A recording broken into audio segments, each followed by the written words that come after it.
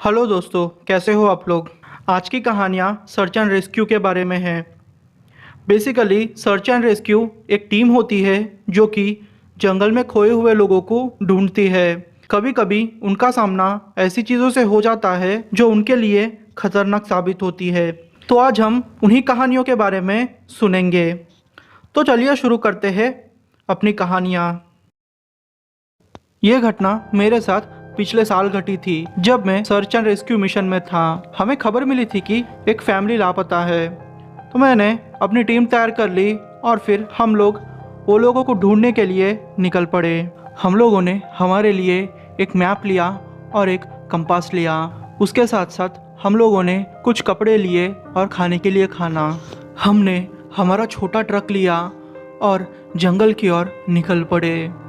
जैसे ही हम जंगल के अंदर जाते जा रहे थे वैसे ही अंधेरा छाता जा रहा था। मुझे तो एक पल के लिए लगा कि शायद यहाँ पक्का बारिश होने वाली है। मेरे टीम में कार्टन नाम का एक बंदा था जो कि बहुत अनुभवी था। उसके साथ ऐसी बहुत सारी घटनाएं घट चुके हैं जिसे मैं फिर कभी आपसे शेयर करूँगा। फिलहाल तो वही हमारी टीम को अच्छे से रास्ता दिखा रहा था। हम लोगों की टीम में तकरीबन 7 से 8 लोग थे। उनमें से सबसे छोटी उम्र की एक 18 साल की लड़की थी जो कि अभी अभी ट्रेनिंग में ज्वाइन हुई थी, और सबसे बड़ा रसल था। उसकी उम्र 58 साल की थी। हम लोगों ने फिर हमारा ट्रक साइड में रख के पहाड़ों की तरफ हाइकिंग करना शुरू कर दिया। हम लोग यही आशा कर रहे थे कि काश वो फैमिली जिंदा हो। तुम्हें लग रहा है क्या यहाँ कुछ तो गलत है? कार्टन ने बोला। मैंने बोला, नहीं, ऐसा क्यों सोच रहे हो कार्टन, तुम ठीक तो हो ना? पर पता नहीं वो कुछ भी नहीं बोल रहा था। हमारे टीम में से ही दूसरे एक ने कहा कि हाँ, मुझे भी कुछ ऐसा ही फील हो रहा है। पर बाकी हम लोगों को कुछ फील नहीं हो रहा था। हम लोग आगे ही बढ़ते जा रहे थे। धीरे धीरे अंधेरा हुआ। धीरे धीरे पानी के छींटे पड़ रहे थे। थोड़ी देर के बाद बारिश शुरू हो गई थी। हम लोग फिर थोड़ी देर में उस जगह पहुंच गए जहां से हमें जीपीएस के सिग्नल मिले थे। सच बोलूं तो उस जगह को देख के मैं डर गया था क्योंकि वो जगह तहस नहस हो चुकी थी। वहाँ जानवरों के नाखूनों के निशान थे जो कि दिखने में डरावने लग रहे थे। हम लोग यही सोच रहे थे कि आखिरकार यह क्या हुआ होगा। तभी बारिश जोर जोर से आना शुरू हो गई। हम लोगों ने फिर हमारे रेनकोट पहन लिए और अचानक ही एक जोर से गुर्राने की आवाज़ आई। वो गुर्राने की आवाज़ इतनी भयंकर थी कि उसे सुन के शायद आप लोगों की हालत पतली हो जाए। कार्टन एक जगह रुक के कुछ देख रहा था। हमने जब उसके इशारे पे एक कोने में देखा तो हम लोग वो देख के शॉक्ड हो गए। वो चीज़ हमें पेड़ों के बीचों बीच दिखाई दे रही थी जो कि अपने बड़ी बड़ी आंखों से हमें ही घूर रही थी। वो चीज़ दिखने में बहुत लंबी थी और वो ऐसी थी कि जैसे कोई पतला आदमी हो। उसके पूरे शरीर पे बाल थे। उसका मुंह मुझे किसी हिरन के जैसा दिख रहा था और उसके 2 बड़े बड़े सींग थे। सच बोलूं तो उतना ही काफ़ी था एक आदमी को डराने के लिए।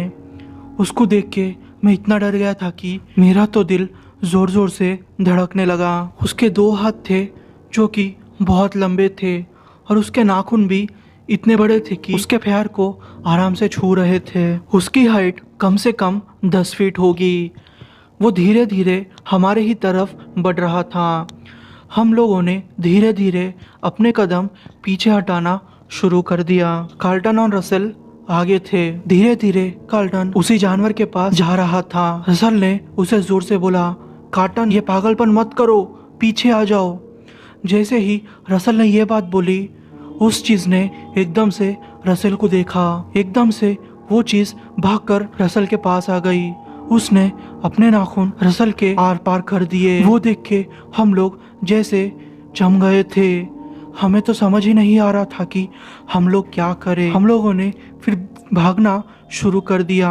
वो चीज हमें देख के जैसे मुस्कुराई। एकदम से रसल के शरीर से अपने नाखून निकाल दिए और रसल नीचे गिर गया था। वो मर गया था।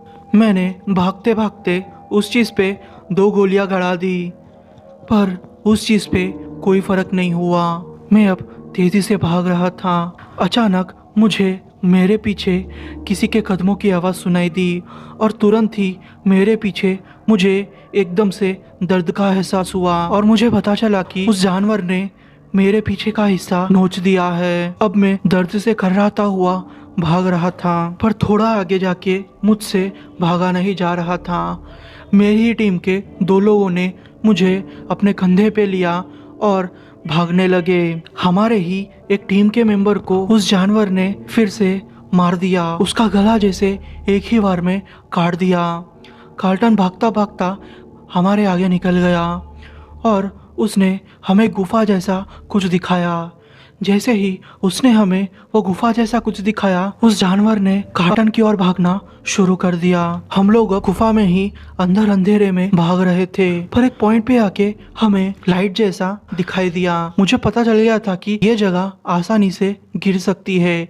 उस पॉइंट के ऊपर एक पत्थर था जो कि आराम से थोड़ा हिलाने पर गिर सकता था। मेरे दिमाग में आइडिया आया। मैंने सोचा क्यों ना हम लोग इस पत्थर को नीचे गिरा देंगे तो हमें थोड़ा टाइम भागने को मिलेगा। मैंने फिर वैसे ही किया।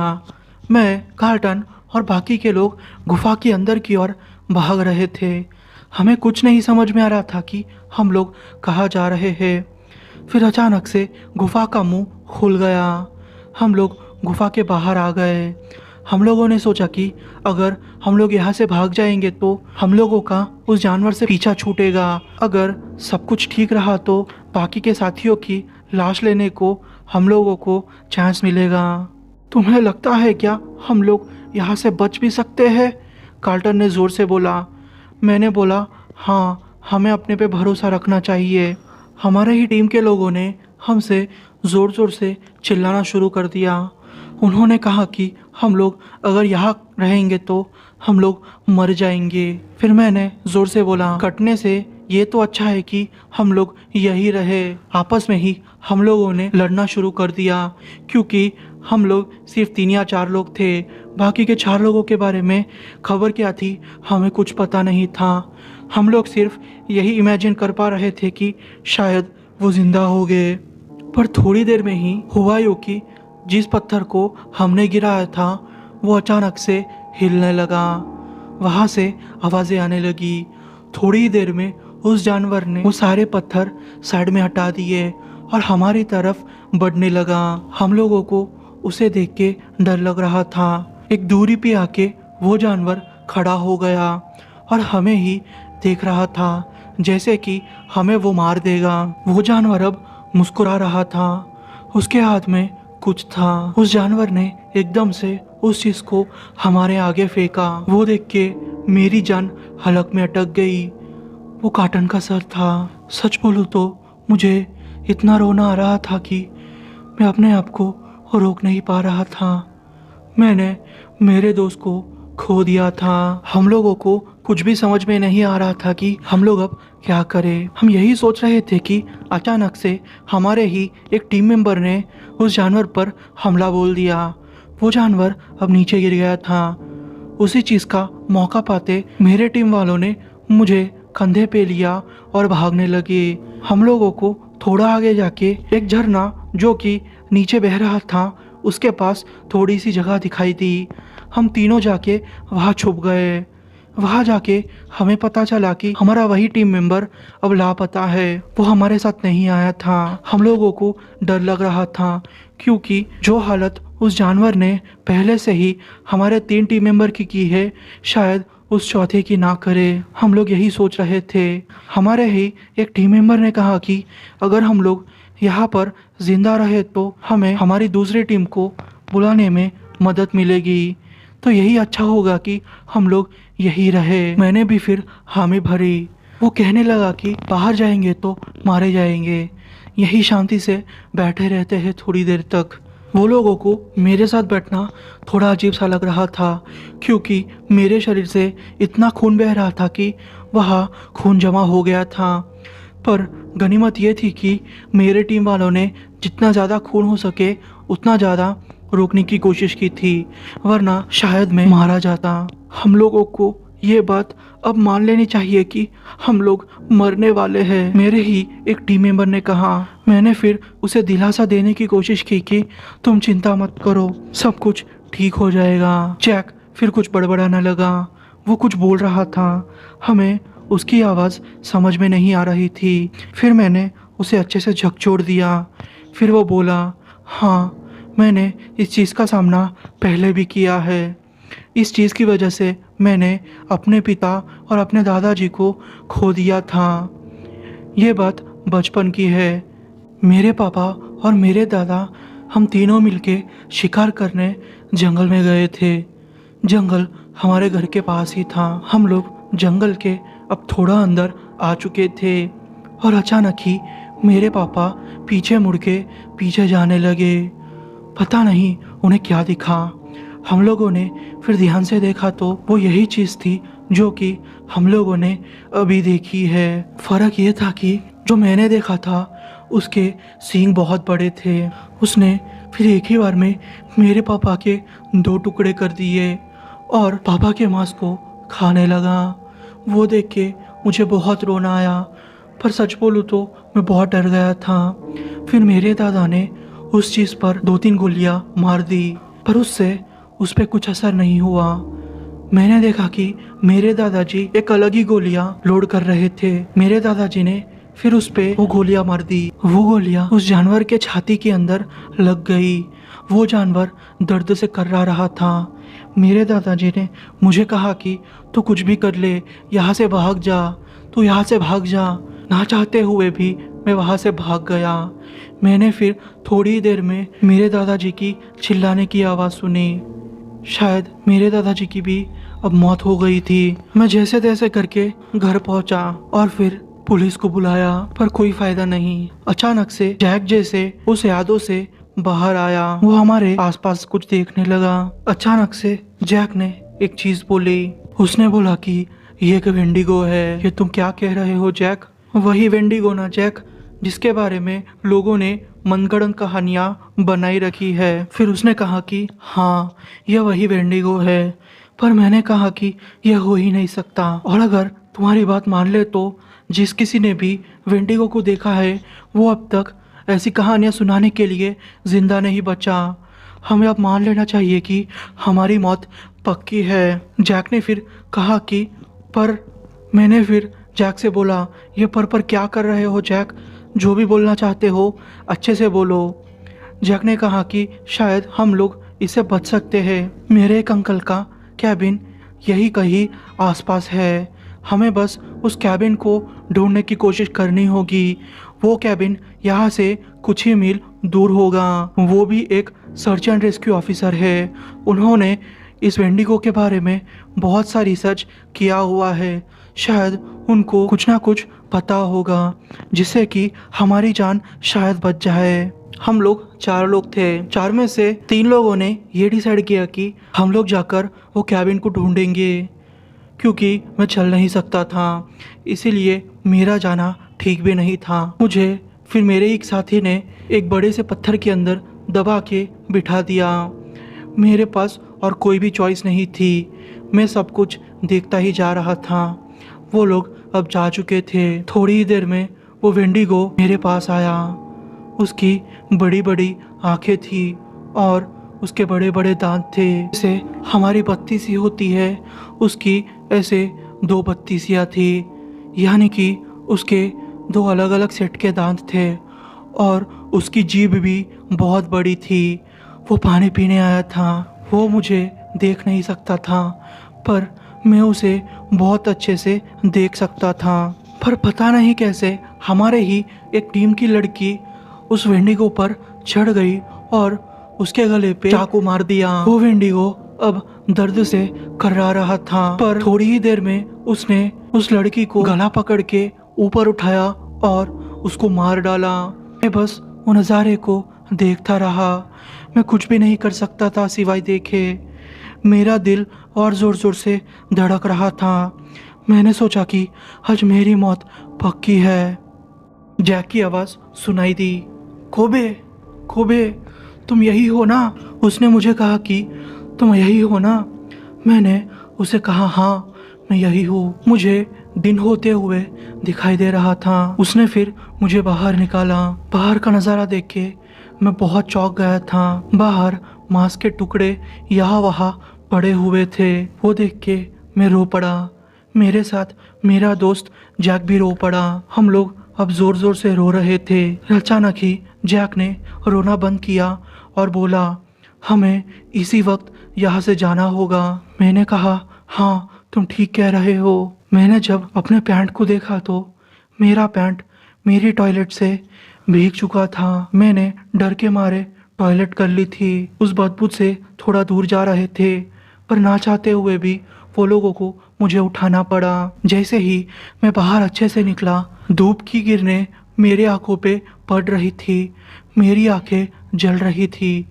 तब जाके मुझे पता चला कि मैं 2 दिन से सोया ही नहीं हूँ और ये मुझे 2 दिन के बाद लेने आया था। थोड़ी ही देर में हम लोग उस कैबिन में पहुंच गए। मैं बीच रास्ते में ही सो गया था। वो कैबिन बहुत ही पुरानी थी क्योंकि उस कैबिन में पिछले बहुत टाइम से कोई भी नहीं रह रहा था। मुझे मेरे छाती के नीचे से कुछ भी महसूस नहीं हो रहा था। मेरी छाती के नीचे की बॉडी सुन पड़ गई थी। थोड़ी देर के बाद मेरे ही एक साथी ने आके मुझे पानी की बोतल दी और मुझे कहा कि अच्छा हुआ तुम जिंदा हो। फिर मैंने मेरे दूसरे दोस्त जैकरी के बारे में पूछ लिया तो उसने कहा कि सच बोलूं तो जैकरी की हालत बहुत खराब है। मुझे लगता नहीं कि ये जिंदा भी रह पाएगा। शायद उसकी सांसें थोड़ी देर में बंद हो जाएगी।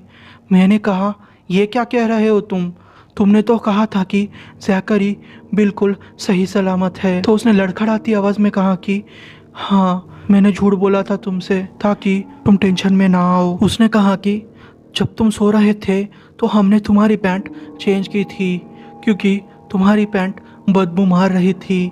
फिर वो लोगों ने मुझे उठा के दूसरी रूम में लेके गए। जब मैंने वहाँ का नज़ारा देखा तो मैं चिल्ला पड़ा क्योंकि वो नज़ारा इतना भयानक था कि शायद मैं उसे देख भी नहीं पाऊंगा। वो जैकरी था। उसका जबड़ा लटक रहा था। शायद 3 या 4 मांस के टुकड़ों से उसका जबड़ा लटक रहा था। उसकी एक आंख पूरी गायब हो चुकी थी और दूसरी आंख भी लटक रही थी। खून ही खून नीचे बह रहा था। उसके दोनों हाथ गायब थे और उसके दोनों पैर भी गायब थे। सच में उसकी जान अब नहीं बच सकती थी क्योंकि उसकी हालत बहुत ख़राब थी। उसकी ये हालत मुझसे देखी नहीं जा रही थी। सच बोलूँ तो मैं रो भी रहा था और चिल्ला भी रहा था। जैक ने फिर मेरी तरफ देखते हुए बोला, हमें ये करना ही होगा वरना। ये शब्द बोल के वो रुक गया। फिर उसने अपने हाथ में एक रिवॉल्वर ली और जैकरी के सामने तानी और गोली मार के उसे मार दिया। अब मेरा टीममेट दर्द में नहीं था, वो मर चुका था। सच बोलूँ तो उसे मारना हमारे लिए बहुत मुश्किल था, बट हमारे पास और कोई ऑप्शन नहीं था। उसे हम दर्द में नहीं देख सकते थे। उसे मारने के बाद हमारा दिमागी संतुलन जैसे बिगड़ गया। थोड़ी देर के लिए मुझे कुछ भी महसूस नहीं हो रहा था। जैक ने फिर अपना सर नीचे रख दिया और रोने लगा। मेरे दोस्तों ने मुझे फिर खाना दिया। थोड़े टाइम तक हम लोग जंगली खाने पे ही निर्भर थे क्योंकि हमें जो रेस्क्यू करने वाली टीम आने वाली थी शायद उसे आने में देर हो जाएगी। फिर मेरे दोस्त जैक ने ज़ोर से कुछ बोला।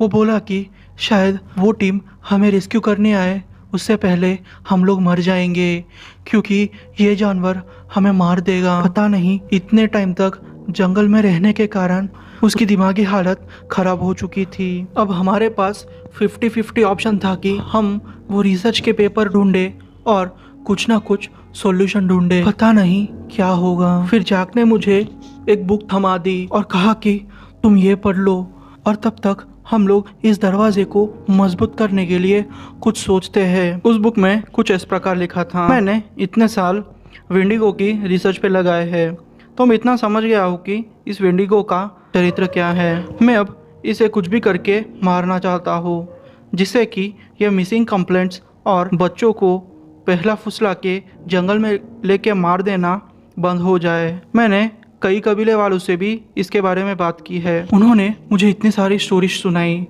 वो कहते हैं कि वेंडिगो अपना रूप बदल सकता है और कई आवाज़ें भी निकाल सकता है।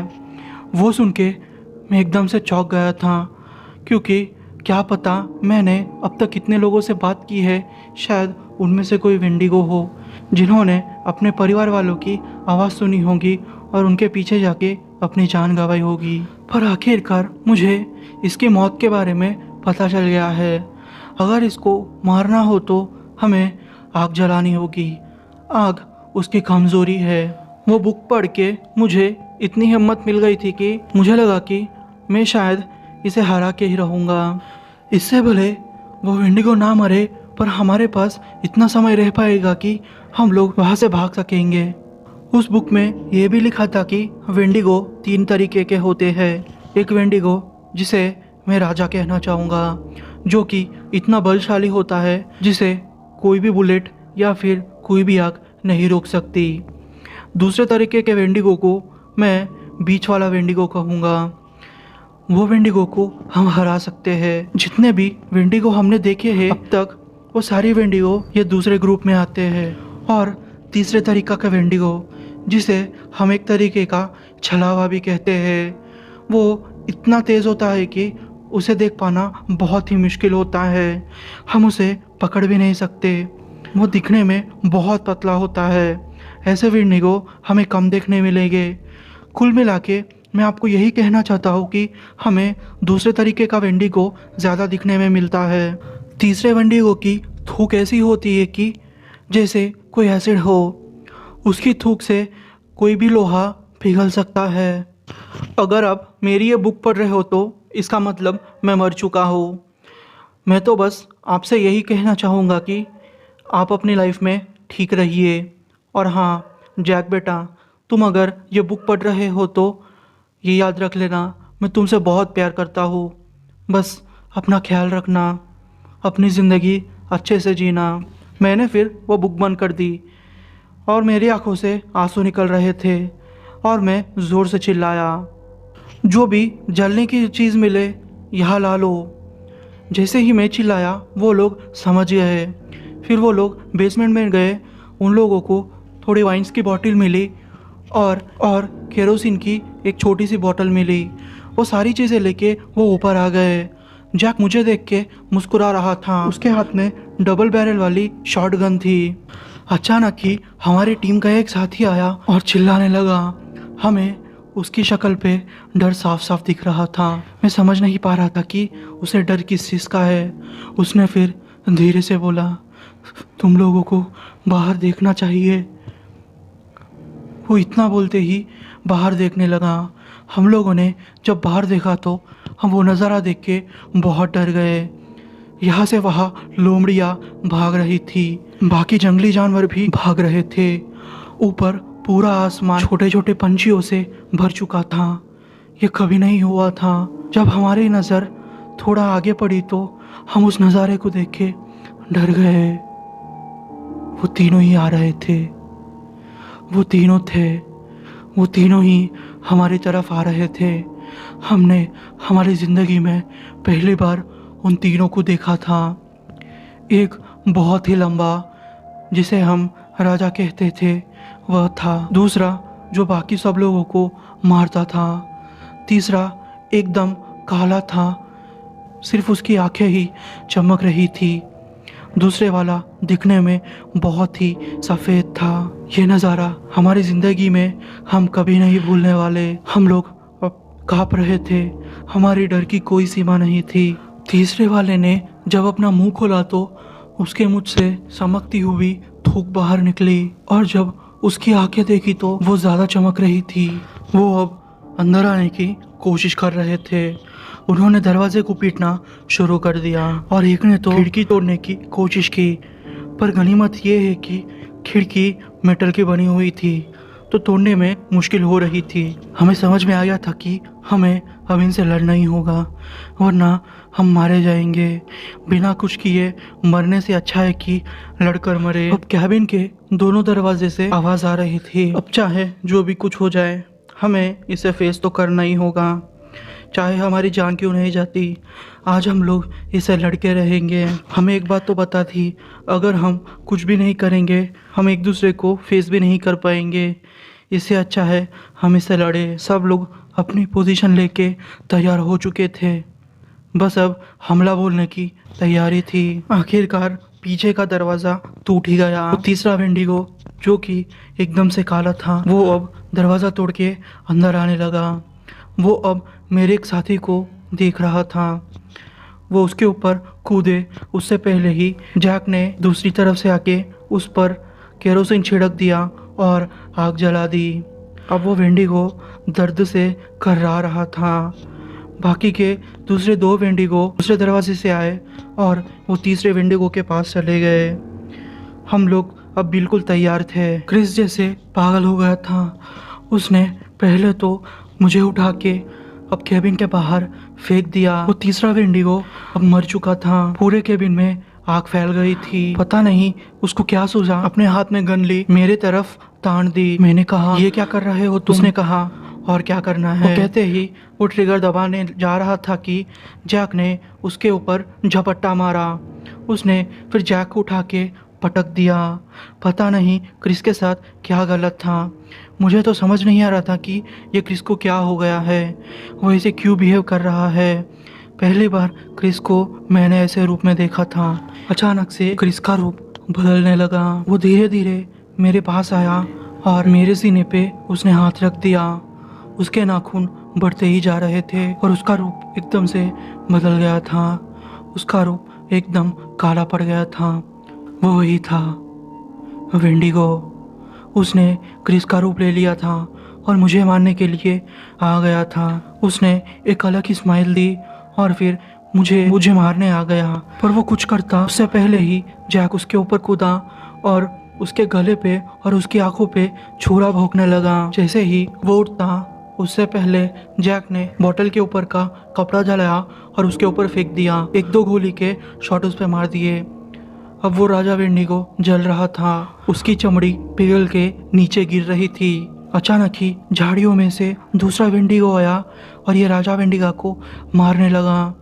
इससे मुझे समझ में आ गया था कि ये वेंडिगो उस राजा वेंडिगो को मार के खुद राजा बनना चाहता है। अब लड़ाई इन दो वेंडिगो के बीच में थी। हम लोग बस ऐसे ही वो लड़ाई को देख रहे थे। उस छोटी वेंडिगो ने राजा को मारने के लिए उसका सर जोर से जमीन पे पटका और उसके गले को पकड़ के पेड़ की तरफ लेके गया। पर राजा वेंडिगो हार मानने ही नहीं रहा था। उसने वो छोटी वेंडिगो का हाथ पकड़ के तोड़ दिया। छोटा वेंडिगो अब दर्द से घरा रहा था। मैं चाहता था कि छोटा वेंडिगो जीत जाए, क्योंकि मैं इस छोटे वेंडिगो को खुद के हाथों से मारना चाहता था। फिर छोटे वेंडिगो ने उस बड़ी वेंडिगो को आग में फेंकने की कोशिश की, पर कोई फायदा नहीं हुआ। उस बड़े राजा वेंडिगो ने छोटे वेंडिगो को ही आग में फेंक दिया। आखिरकार हार कर छोटा वेंडिगो शायद मर गया। वो अब हिल नहीं रहा था। अब राजा वेंडिगो हमारी तरफ बढ़ रहा था। उसके शरीर पे कोई भी चमड़ी नहीं थी और उसका शरीर भी एक तरफ से जल रहा था। उसकी बॉडी देख के मैं बहुत डर गया। उसकी अंतड़ियाँ देख के मुझे एक अजीब सी फीलिंग आ रही थी। आज हम लोगों को ये समझ में आ गया था कि हम लोग का मरना आज तय है। मैं तो अपनी ज़िंदगी के अच्छे पल याद कर रहा था, पर फिर भी एक आखिरी बार लड़ाई करना चाहता था, जिससे कि मुझे कोई भी पछतावा ना हो। पर गनीमत थी कि मुझे जैक ने पहले से ही गन देकर रखी थी। मैंने उस गन में जितनी बुलेट थी उतनी बुलेट उस राजा वेंडिगो के दिखते हुए दिल पे लगा दी।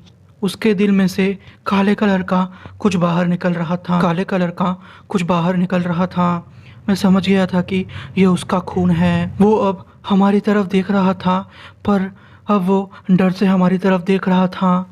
वो अलग अलग जानवरों का रूप धारण करने लगा और रूप धारण करके हमसे बचने की कोशिश कर रहा था, पर शायद उसकी चोट के कारण बच नहीं पा रहा था। फिर जैक ने अचानक ही उसके पैरों पे हमला कर दिया और उसके एक पैर को उखाड़ फेंक दिया। अब वो एक ही पैर से उछलते उछलते हमारी तरफ आ रहा था, पर अलग अलग रूप में आ रहा था। हम समझ चुके थे कि अब इसकी हालत बहुत ख़राब है। अगर हम थोड़ी मेहनत और करेंगे तो इसे मारने में कामयाब हो जाएंगे। वो फिर भी हमारी तरफ बढ़ने लगा। उसने हमें पकड़ लिया था। जैक ने लकड़ी का टुकड़ा उसके गले में धंसा दिया। वो अब दर्द से कर्रा रहा था। उसके मुंह से एक अजीब सी आवाज़ निकली। मैं बचना चाहता हूँ, मैं मरना नहीं चाहता।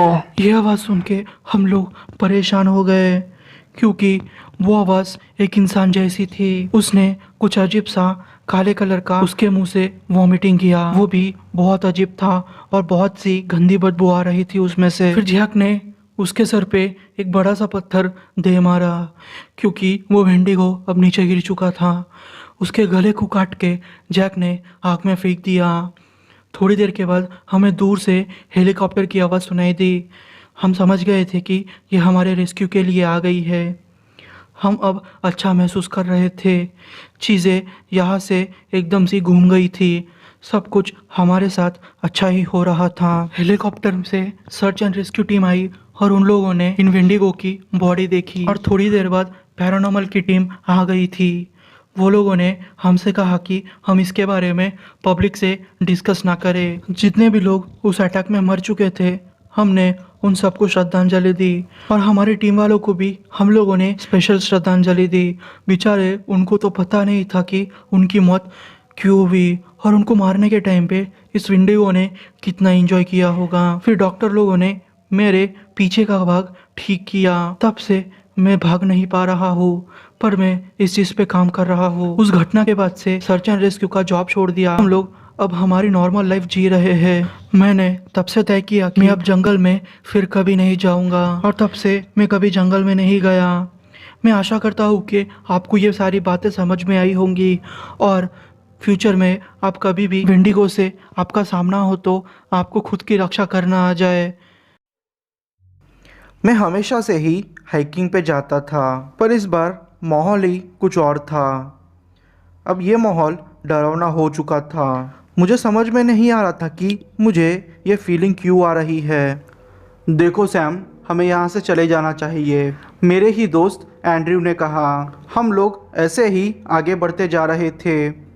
मुझे लगा कि हम लोग थोड़ी देर के बाद बाहर निकल जाएंगे और सब कुछ फिर से नॉर्मल हो जाएगा।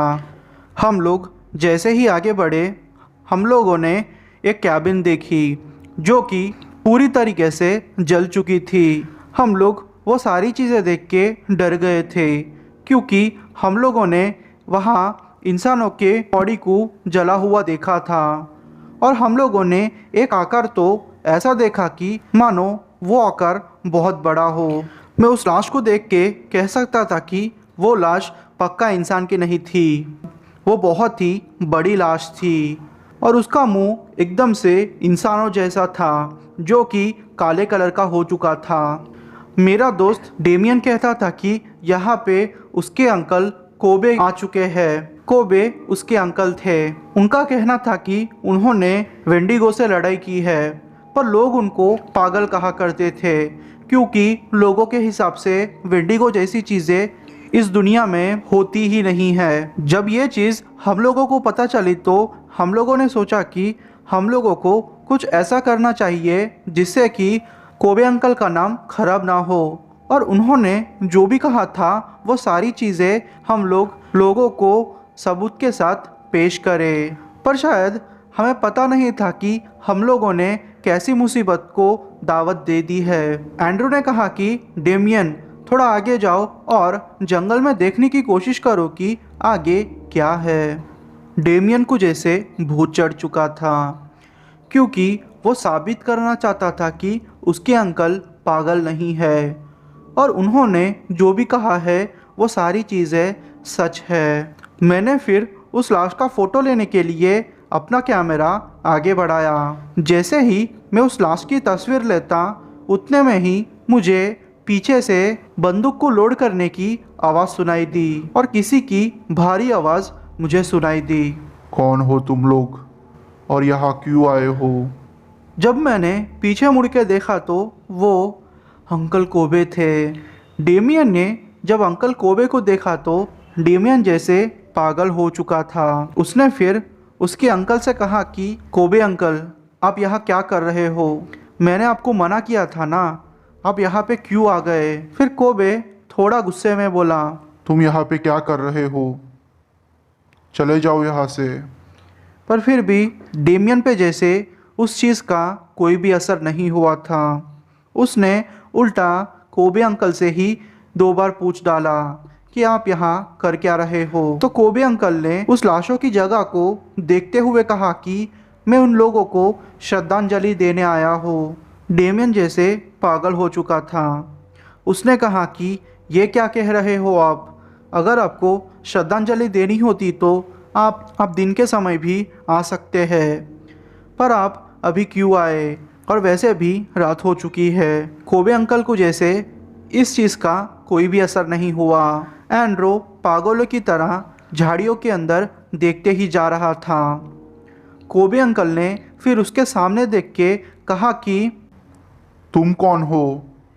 वो फिर कुछ नहीं बोला। वो फिर सिर्फ इतना ही बोल पाया, अंकल कुछ नहीं। इतना ही बोला होगा कि कोबे अंकल ने बात काटते हुए ये कह दिया कि तुम्हारा दोस्त पागल है डेमियन, और तुम सारे लोग यहाँ पे क्या कर रहे हो? फिर मैंने कहा कि देखिए अंकल, डेमियन को कुछ मत बोलिए, वो तो उल्टा आपको सच्चा साबित करने के लिए सबूत ढूंढ रहा है। ये सुनते ही वो जैसे गुस्से में आ गए और बोला कि डेमियन तुम पागल हो क्या? फिर उन्होंने हमारी तरफ देखते हुए बोला कि तुम लोग डेमियन की बातों में आ कैसे सकते हो? वो तो सिर्फ इतना साबित करना चाहता है कि वेंडिगो असल में होते हैं, और ये सारा क्रेडिट अपने नाम करना चाहता है। वो तो सिर्फ तुम लोगों को यूज़ कर रहा है ताकि उसे डर ना लगे। हम लोग फिर डेमियन की तरफ गुस्से में देखने लगे। फिर वो भी शायद समझ गया था कि उसे अब जवाब देना होगा। तो उसने कहा कि हाँ, मेरे अंकल सच कह रहे हैं। वो सुनते ही हमें तो थोड़ा गुस्सा आया। फिर हम लोगों ने सोचा कि चलो ठीक है, कोई बात नहीं। फिर अचानक से एंड्रयू जंगलों की तरफ जाने लगा। अंकल कोबे चिल्लाते हुए कहे, नहीं, वहाँ मत जाओ। पर फिर भी वो सुन नहीं रहा था। उसने कोबे अंकल को बीच की उंगली दिखाई और फिर जंगलों के अंदर जाने लगा। मैंने फिर उस वेंडिगो की हड्डी उठाई और उसे दूर फेंकने लगा, पर अचानक से उस हड्डियों के अंदर से कुछ धुएं जैसा मेरे मुंह पे आ गया और मेरा मुंह जलने लगा। अचानक से कोबे अंकल ने मेरे मुंह पे कुछ स्प्रे किया, जिसकी वजह से मुझे अब राहत सी महसूस हो रही थी। डेमियन ने फिर कोबे अंकल से पूछा कि आपको ये कैसे पता चला कि ये चीज़ काम करेगी? जैक के अंकल की डायरी में ये सारी चीज़ें लिखी हुई थी। उस डायरी ने हमारी बहुत मदद की थी। हम लोगों को अब यहाँ से जाना चाहिए।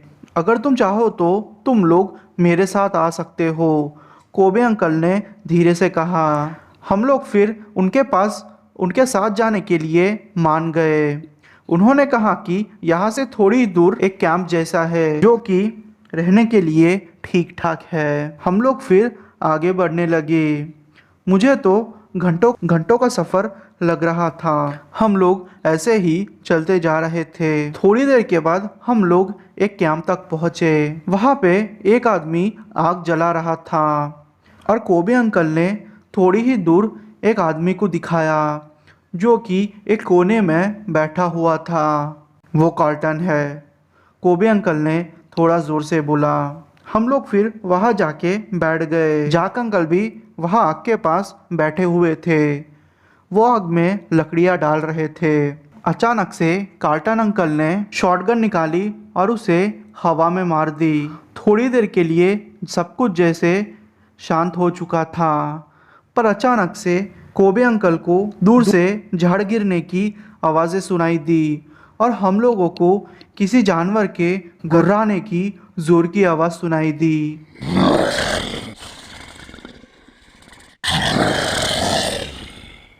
हम लोग अब वो आवाज़ सुन के बहुत डर चुके थे। कोबे अंकल ने ज़ोर से बोला, कार्लटन, ये क्या किया तुमने? हमारे सामने अब बड़ा सा जानवर आ गया था। हम लोगों ने सोचा था कि ये जानवर मर गया है। वो एक वेंडिगो था। वेंडिगो मर गया है तो कैसे हो सकता है? हम लोग यही सोच रहे थे। मैं उस जानवर को देख के डर गया था। कोबे अंकल ने उस जानवर के मुंह पे 6 गोलियां मार दी। उस चीज का मौका पाते ही हम लोग थोड़ी ही दूर जाके छुप गए थे। वो जानवर के मुंह से अब खून टपक रहा था, पर जैसे उसके कुछ असर ही नहीं हो रहा था। वो जानवर धीरे धीरे कार्लटन की तरफ बढ़ा और उसे चीर के रख दिया। अब वो कोबे अंकल की तरफ ही बढ़ रहा था, पर जैक अंकल ने उसकी आंखों में गोलियां मार दी और उसे अंधा कर दिया। और फिर एक बड़ा सा चाकू लेके उसके ऊपर चढ़ गए और उसका गला काट दिया। थोड़ी ही देर में वो जानवर कर्रा रहा था और फिर धीरे धीरे वो जानवर मर चुका था। सच बोलूँ तो मैंने मेरी ज़िंदगी में वेंडिगो पहली बार देखा था। मुझे तो भरोसा ही नहीं हो रहा था कि हम लोगों ने वेंडिगो को मार दिया है। ये अनुभव मेरे लिए डरावना था। कोबे अंकल कार्लटन अंकल की लाश के पास जाके खड़े हुए और फिर एकदम से नीचे गिर गए और रोने लगे। वो कहने लगे कि मैं इसे बचा सकता था, पर मेरी ही गलती है, मैं इसे बचा नहीं सका। जैक अंकल ने कहा कि हम लोगों के पास इतना वक्त नहीं है कि हम लोग अब यहाँ बैठ के रोए। दुख तो मुझे भी हो रहा है, पर कुछ नहीं कर सकते। हम लोगों को आगे बढ़ना चाहिए। मैं, एंड्रू, डेमियन, कोबे अंकल और जैक अंकल, हम लोग मिलके अब आगे बढ़ने लगे। थोड़ी ही देर में हम लोगों को 2 कार दिखाई दी। हम लोग फिर कार में बैठ गए। जैक ने फिर मेरे सामने देखा और रोने लगा। वो कहने लगा कि हम लोगों को यहाँ आना ही नहीं चाहिए था। मैंने फिर उनसे पूछा कि कार्लटन अंकल का क्या होगा, तो उन्होंने कहा कि हम लोग ये बोल देंगे कि कार्लटन अंकल को किसी भालू ने मार दिया है और इस चीज़ के बारे में हम लोग किसी को भी बाहर नहीं बताएंगे। फिर हम लोगों ने उनकी बात मान ली। मुझे लगता है कि मैं एक बड़ा सा कोई दानव बन रहा हो। जब भी मैं अपनी शक्ल आईने में देखता हूँ तो मुझे हमेशा से ही अलग लगता है, क्योंकि अब मेरी शक्ल बदलने लगी है और मुझे अजीब अजीब आवाज़ें भी सुनाई दे रही है। मेरा वज़न बहुत कम हो गया है और मेरी अंतड़ियाँ दिख रही है। एक बात तो हद ही हो गई थी। मुझे मेरे एक साइड से दर्द महसूस हो रहा था और जब मैं आईने के सामने गया तो मुझे एक आवाज़ सुनाई दी। सैमुअल। मैं वो आवाज़ सुन के डर गया था। मैंने अपना शर्ट फिर से खोला तो मुझे दिखाई दिया कि किसी चीज़ के काटने के निशान मेरे पेट के पास है। मैंने सोचा था कि शायद मुझे झाड़ियाँ या फिर कुछ ना कुछ लग गया था, क्योंकि वह झाड़ियों में छुप गया था। मैंने फिर ज़्यादा ध्यान नहीं दिया, पर मुझे लग रहा है कि मैं वेंडिगो बन रहा हूँ। नहीं, यह नहीं हो सकता। अगर मैं वेंडिगो बन गया तो क्या होगा? मैं ऐसे ही सोच रहा था। अब मेरा खून ज़्यादा गाढ़ा हो चुका था। मैं डॉक्टर के पास चला गया। डॉक्टर ने कहा कि ये पक्का स्ट्रेस की वजह से है। वो डॉक्टर एक लेडी थी। वो मुझे शक के निगाहों से देख रही थी, क्योंकि जब उसने पूछा कि मेरे ये निशान कहाँ से आए तो मैंने कहा कि शायद किसी जानवर ने काट दिया होगा, क्योंकि वो थोड़े दिन पहले हाइकिंग पे गया था, तो शायद किसी छोटे जानवर ने काट दिया होगा। उसे अब भी मेरी बातों पे भरोसा नहीं हो रहा था, पर क्या करता, मैं उसे सच भी नहीं बता सकता।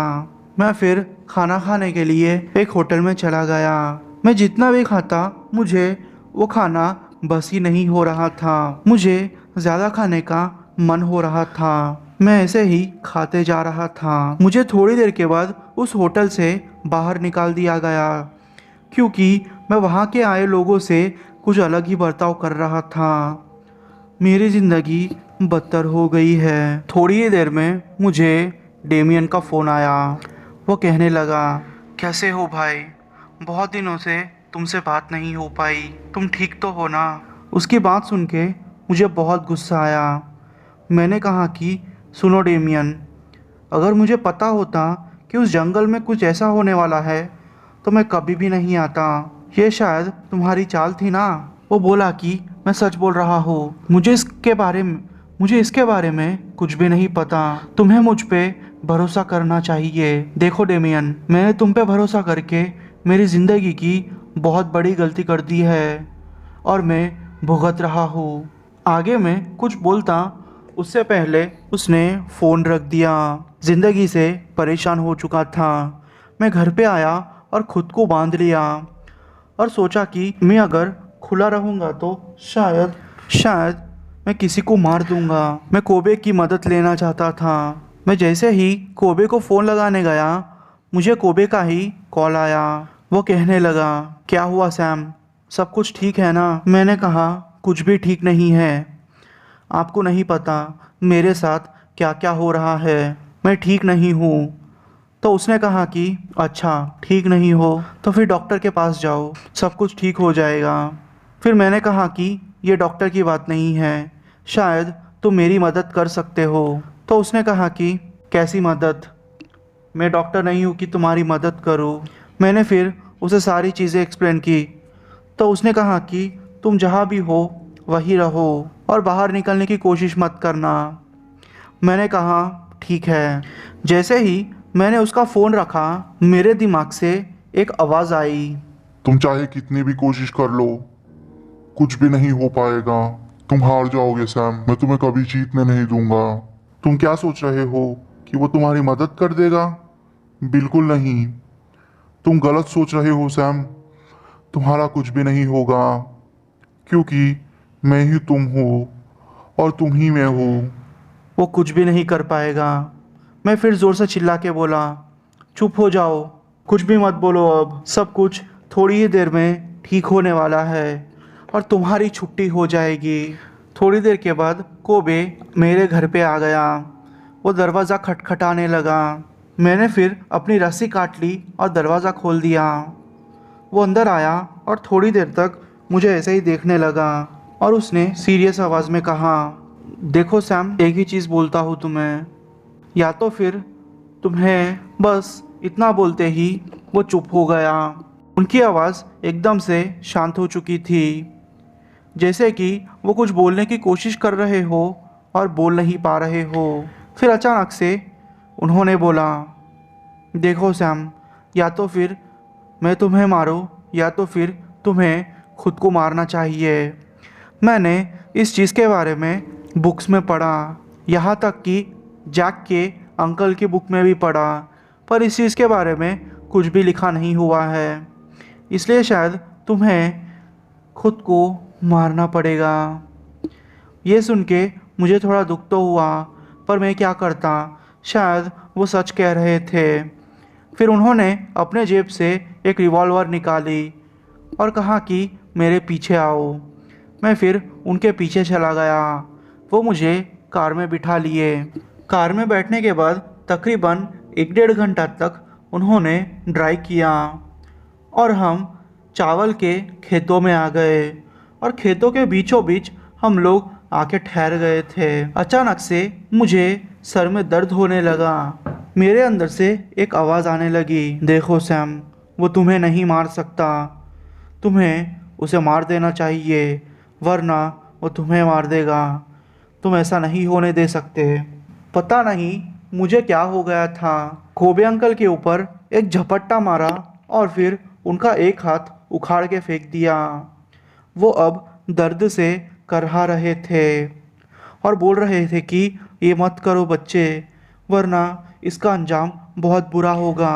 मैं तुमसे रिक्वेस्ट करता हूँ, मेरी आवाज़ सुनने की कोशिश करो। पर पता नहीं उन्हें देख के मुझे हंसी आ रही थी। मैं खुश था कि मैंने उनका हाथ उखाड़ के फेंक दिया है। उनके हाथ से अब बहुत खून निकल रहा था। वो अपने हाथ की तरफ बढ़ रहे थे।